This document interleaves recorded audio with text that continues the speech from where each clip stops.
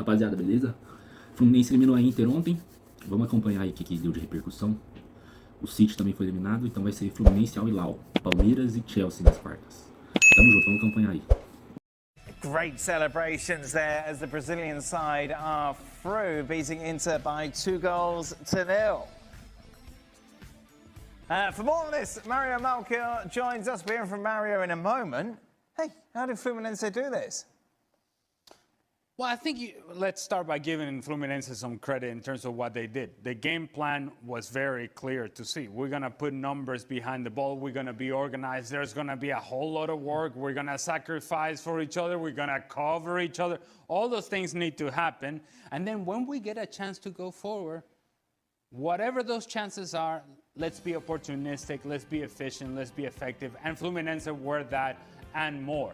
If you look prior to those Lautaro Martinez chances late in the second half, the best chances in this game, even though Inter had most of the ball, fell to Fluminense.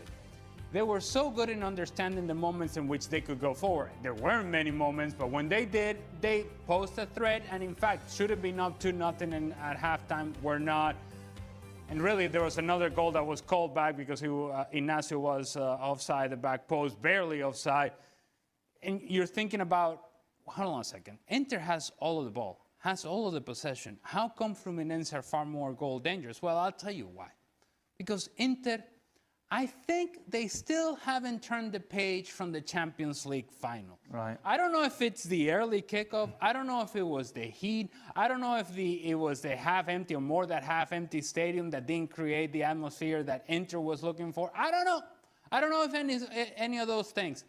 But I can tell you this team was slow in possession, lethargic, careless with their possession.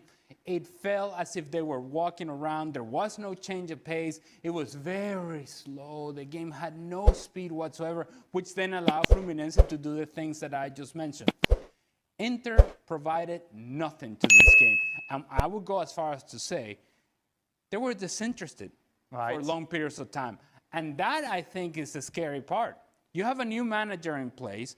You have a bunch of players that have been very successful with this club. You come from having been humiliated in the Champions League final. You're thinking that maybe this is something that would generate some interest for this team in this competition. It's a knockout stage, and they had nothing. No juice, no life whatsoever, no soul in this performance. From What that means to the bracket, it's all starting to take place. Of course, Fluminense, the second Brazilian side to represent in the quarterfinals. Palmeiras will take on Chelsea. PSG will take on Bayern. Elsewhere, of course, we know it's Real Madrid against Juventus, Borussia Dortmund against Monterrey. And it's Fluminense taking on the winner of the Manchester City game tonight. You imagine City will win that. Ali, looking ahead to... I'm being presumptuous, I'm sorry. Looking at it, though, Ali, have Fluminense got what it takes to do something against City, or is Inter their kind of limit? Yeah, I think to ask Fluminense to be better than Manchester City, assuming that Manchester City gets there, it's a little too much from Fluminense. I look at a team like Fluminense that, if you are objective in the way that they play, limited in what they can do in the attack. They depend on Jornais to create something for them from a shot from long distance, and they depend on maybe on Cano being somebody that can tap in a ball or tap in a goal. But there isn't a whole lot of explosion from Fluminense. And why is that important? Because if you're going to get out on the counter against Manchester City, you need that speed. You need those players that can expose Manchester City and their frailties defensively. But because they don't have that... Benoît?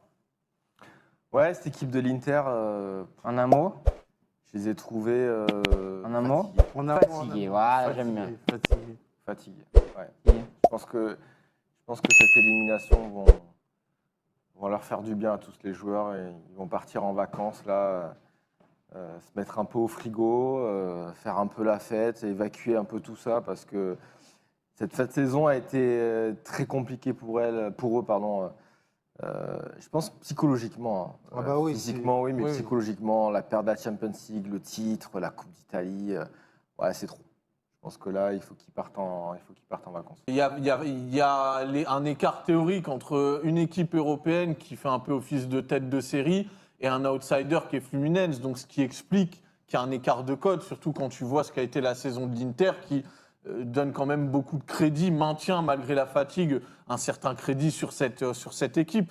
Mais moi, je dis prévisible quand même parce que cette élimination était peut-être la plus prévisible justement parmi ces têtes de série des huitièmes de finale. On a une équipe qui envoie des signaux d'alerte depuis maintenant plusieurs semaines, que ce soit les difficultés.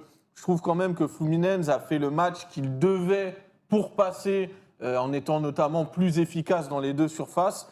Ça reste quand même une surprise, mais une surprise envisageable, prévisible. Donc voilà, et bravo aux Brésiliens qui, mine de rien, placent un deuxième club parmi les quarts de finalistes et c'est pas anodin non plus.